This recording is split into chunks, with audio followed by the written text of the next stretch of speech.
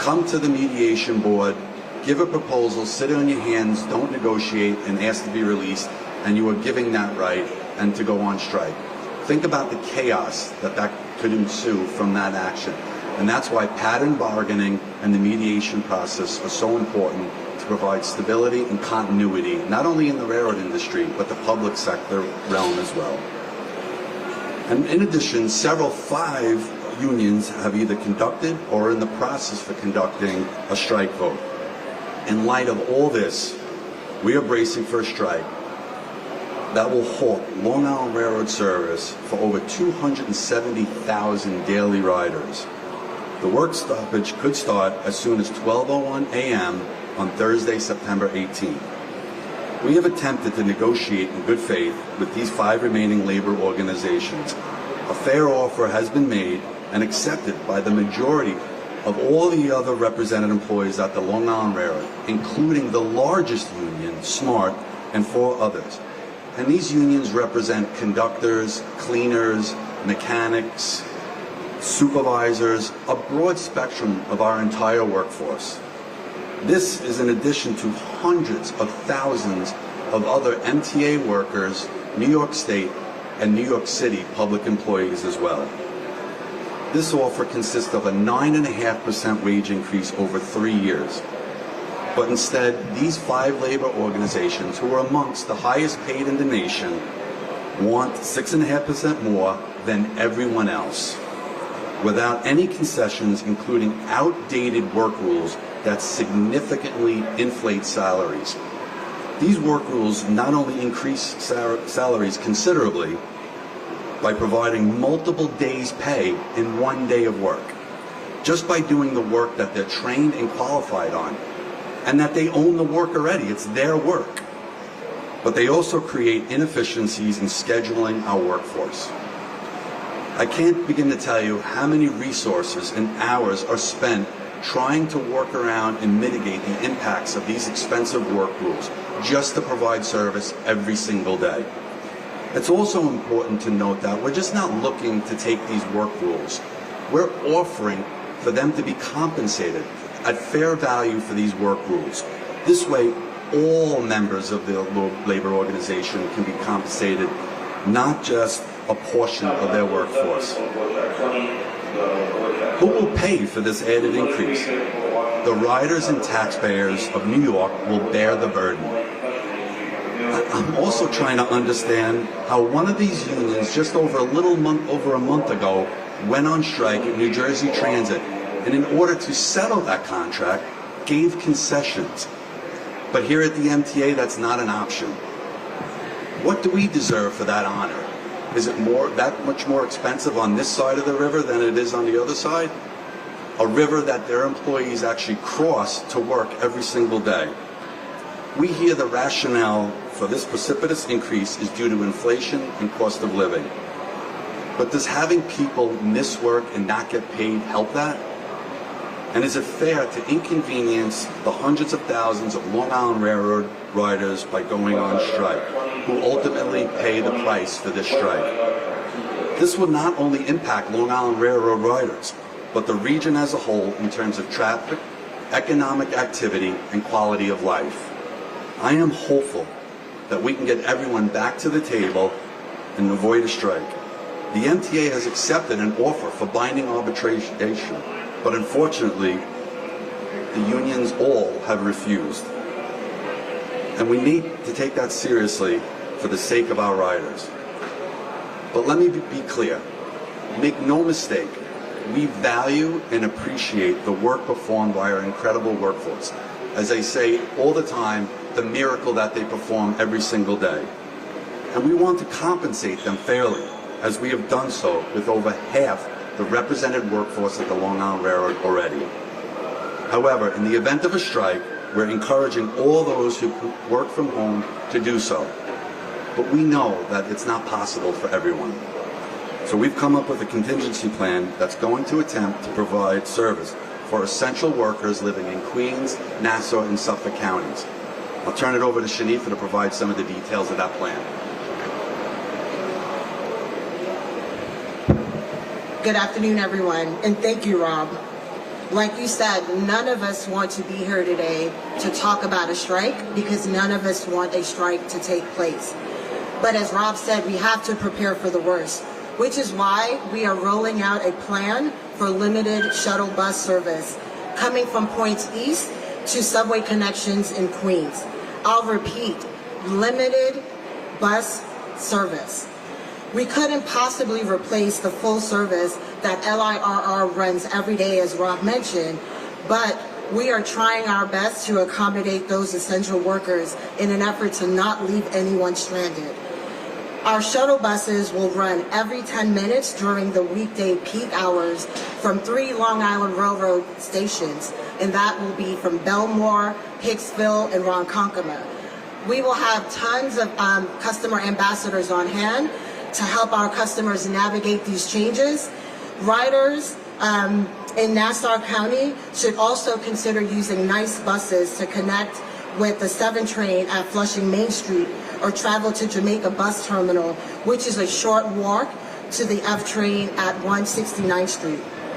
For those who wish to drive and be dropped off elsewhere, we recommend you using the following subway station: Woodhaven Boulevard on the J, Aqueduct North Conduit Avenue on the A, Ozone Park Lefferts Boulevard on the A, Grand Avenue on the A, Far Rockaway Mott Avenue on the A, Sheepheads Bay using the B and Q train lines. Pending board approval, we're going to issue prorated refunds to September monthly ticket holders for any business day that service was suspended by the strike.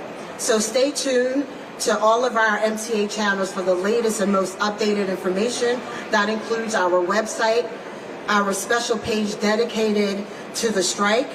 Of course, calling our 511 call center. Train Time app will have an active banner because most of our riders, that is where, they will get more information.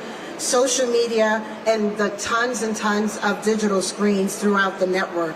So with that, I will turn it back over to Rob for any questions. All right, we got some questions here. Let's start with Kevin Vesey, News 12. He has come in from the island. Kevin. Thank you very much. So just a question about the shuttle buses. You mentioned the 3 Long Island stations they're going to be leaving from. Where are they going to be going to? And are they going to be free, or are they going to cost anything? The shuttle buses will be free. As I said, they will be leaving. The one from Belmore would go to Howard Beach Aqueduct near JFK, and the other, Belmore and Hicksville, will go to Metz Willets Point, where they will be able to board the 7 train. You mean Ronkonkoma and Hicksville? Yeah, sorry, Ronkonkoma, Hicksville, yes. All right, let's go down to Alfonso Castillo, also representing Long Island today for Newsday TV. Alfonso. Hi, a couple questions. One about the plan and one about negotiations. Regarding the plan, are there any discussions about lifting parking restrictions at the stations where the buses will be serving? So those are, as you mentioned, and Rob has mentioned, we are talking to a whole bunch of stakeholders and interested parties to ensure that those essential workers who do need to come in to the city have the availability. So as that becomes available, that information will be posted on our website, but we are strongly encouraging those, if you can work from home, so we ask that you do so. And then regarding negotiations, I don't know if it would be for Rob or John, but this notion that we're hearing from you, from the governor, from Jano, that the release from mediation was premature, what's that based on? They were in mediation for more than a year. Mediators say that they determined that they weren't making progress. So why was it wrong to release it from mediation after negotiations that lasted for more than a year? Would you have them stay there indefinitely for many more years? Well, if you look at historically at the mediation process, it takes much longer, right? And as I mentioned, when you say negotiations, I'm not aware of negotiations. The last offer that we had seen from the labor organizations, those 5 labor organizations, was a year ago. As a matter of fact, probably to this day or yesterday, a year ago. So I wouldn't necessarily call that negotiating, and I don't know if by releasing them for a lack of negotiating is the right thing to do. I think there was a mistake made And we're going to, and the riders are going to pay a price for that. So I wouldn't necessarily call that negotiating. It's giving your offer and saying, take it or leave it, that's it, and release us so we can go on strike. All right, let's go to Stephanus Chen right here from the New York Times. Hey, Rob, how you doing? Yesterday, Governor Hochul had mentioned that, reiterating what you've just said about the mistake that the federal government made in releasing them, and then the question of whether she will seek their intervention with an emergency board. She didn't answer that question, but is there any other mechanism by which the MTA or the state can hold off or prevent this besides reaching out to the Trump administration?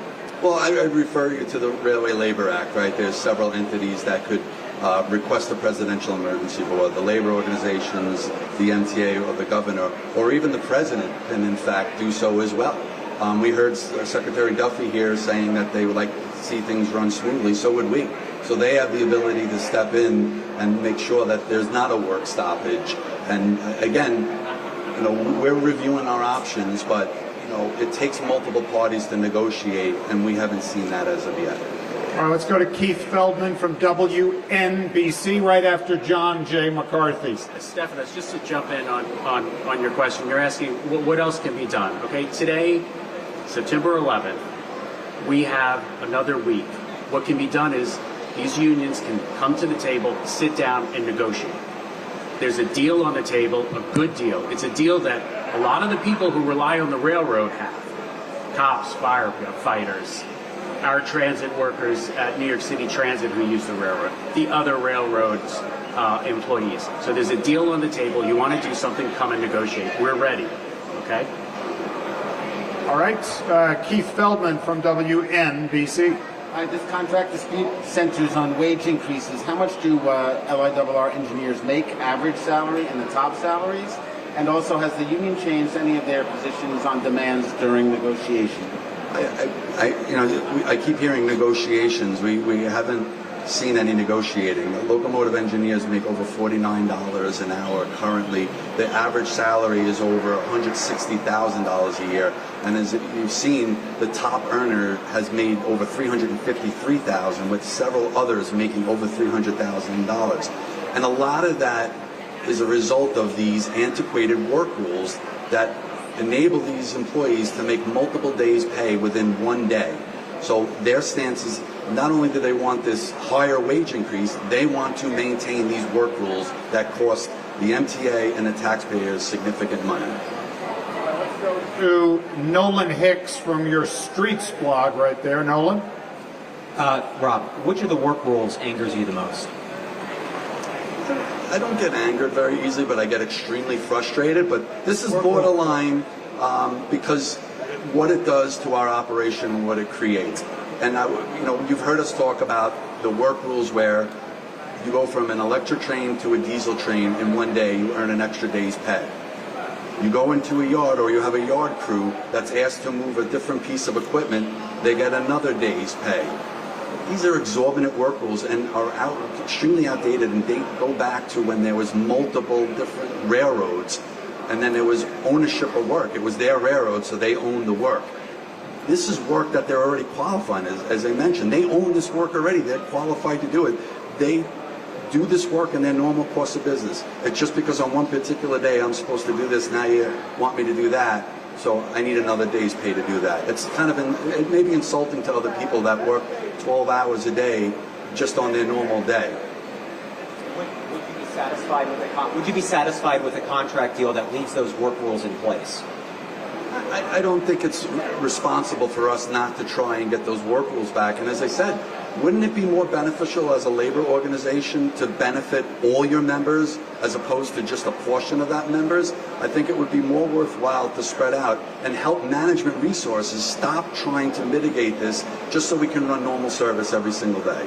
All right, Samantha, sorry, John? I just want to add one thing to Rob's answer is that it's not only an impact on the dollars bottom line, where you have to pay penalties if you have an engineer working on both a diesel and an electric, but it also puts Rob Free and the rest of Long Island Railroad management in a tough spot when it comes to managing the railroad and the ability to put on additional service. So this has an impact on the riders that goes beyond just the dollars. So there may be a train that you want to add, but it will cause this conflict that will incur a penalty, and then we're in the position, do we do that and wind up spending money on a penalty and then get criticism for that, or do we not run that service? It's a tough situation. We'd like to move on from that.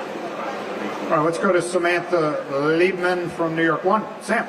I just wanted to know if you also could talk about off-peak service. What are you going to do? Because obviously there's a lot of shift workers who don't work normal banker's hours. I mean, totally understand those needs and understanding that, this is a 24-hour regional economy.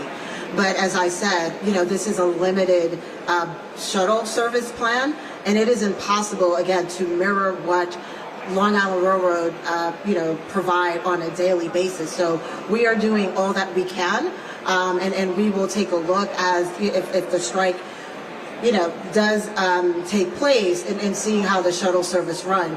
But for now, we're focusing on running service during the AM and PM peak hours. One other, Samantha, on the buses. What we'll do, and first of all, what's the number one thing? We don't want to strike. Okay. Secondly, we'll put on the bus service, but we're going to watch that very closely. So in your scenario where there is just a demand that we have to meet on an off-peak time, we'll look to make some changes or make some additions. The same with the peak as far as where people are coming from. So we've already started planning on that to be in the position to make changes as they are needed. But again, we don't want that to happen at all. We don't want to strike, but we have to make these preparations. All right, we now have dozens of news organizations watching the live stream. For those who missed the introductions, that's John J. McCarthy. He's the MTA's Chief of Policy and External Relations. Rob Freeze, the President of the Long Island Railroad. And Shanifa Riera is the MTA's Chief Customer Officer. Mary Lynn Buckley right there from 1010 wins 92.3. You got it. When is the next time you plan on meeting with the unions to continue the negotiations? I know you mentioned that a lot of the unions already were on the same page as the MTA, but there were some that have not agreed yet. So when do you plan on meeting with them again? I'm ready to meet with them right now in that room if they'd like to meet. We'll meet with them anytime, any place. As John had said, we do not want to strike. We want to resolve this. There have been 2 meetings with the NMB since they were released, and unfortunately there's still no progress. There's not a movement in any way to accommodate, this higher compensation that they're looking for. But we're here. We're ready to negotiate. We're here to talk, to raise awareness, to show our preparedness, unfortunately, in this compressed time frame. Really, it's amazing the work that's taken place to try and prepare for this unfortunate situation. But we're ready to negotiate at any time, any place. All right, Ramsey Khalife from WNYC in Gotham. Ramsey. How's it going? How much has the NJ transit strike really informed the MTA's approach to this upcoming situation? In New Jersey, they had other options like Amtrak, PATH trains. How's the approach been different from that? It's informed us, as I said, with confusion as to why they would want to go on strike after what they did at New Jersey Transit and gave up concessions to make that contract finalized. It's a different world that people have to realize as well, is that working from home is now an option where it wasn't back in 2014. And I think that's something that NJT, the BLA&T came to realize, is that people have other options. We don't want to explore those options. We don't want to strike. And we have to do everything we can to prepare for that, and we're doing so. So again, they have to realize they need to come to the table and make concessions just as they did a little over a month ago, if they want that higher increase. Okay, we're going to wrap up the proceedings here with Evan Simcoe Bednarski of the New York Daily News. Evan. Good afternoon, guys. 2 questions for you, Rob, kind of related. One, is it my understanding that if the unions were to come to the table and take the pattern, take what's on offer, that work rules would not be an issue? You would allow the work rules to continue if they were to take the pattern as currently offered? And that's a hypothetical question. I'd like to see them sit at the table first so we can have those discussions. So I don't want to, hypothesize what could and would happen. Let's sit at the table and let's negotiate is what's supposed to happen. Fair enough. And at the start of your career, you were a union dues paying LIRR employee. There has not been a strike for a few decades. Why is this so intractable now? Why has this come to a head now? Because we have 5 labor organizations that are refusing to accept a pattern bargain that has been negotiated with hundreds of thousands of other employees. They believe they're entitled to a higher wage increase more than anyone else. That's why we're at where we're at, and they're not negotiating anything to offset that. You know, we work within a financial package. We have to make sure we contain cost. We need someone else to negotiate with us. That's the major difference, that they're not negotiating, as far as what I've seen as of yet. All right, everybody, thank you so much. Whoa, Nolan Hicks, one last question? Really? Okay, go ahead, Nolan. Question number 3 from Nolan Hicks, everybody. The last time the work rules were an issue, there was a strike in 1994. Peter Stengel was out of the job by the end of the week. What are the odds the MTA folds? Again, that's a hypothetical question. We need someone to sit down and negotiate. You know, you're talking over 30 years ago, different time, different era, different people. I think it's incumbent upon us to try and get those work rules and compensate them as well. Again, we're not looking to just take them back. We're willing to give them fair value for those work rules.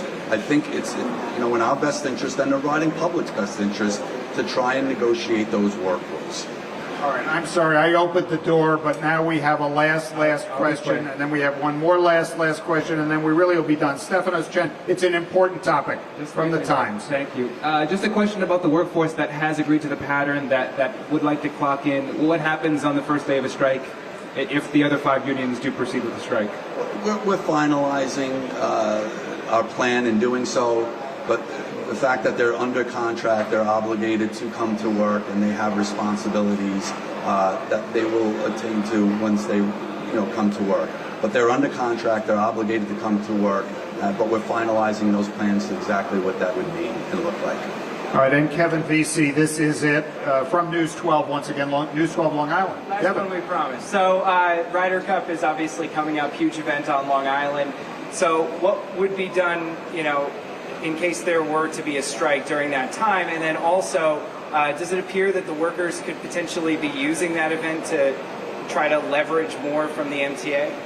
I don't want to attempt to get in the mindset of what the unions are trying to do to gain leverage. But unfortunately, if they were to strike, we could not provide service to the Ryder Cup. And you're talking about an international event. Does the union really want to disrupt that and have that on their heads, that they caused Long Island to miss out on this huge economic boom, this opportunity?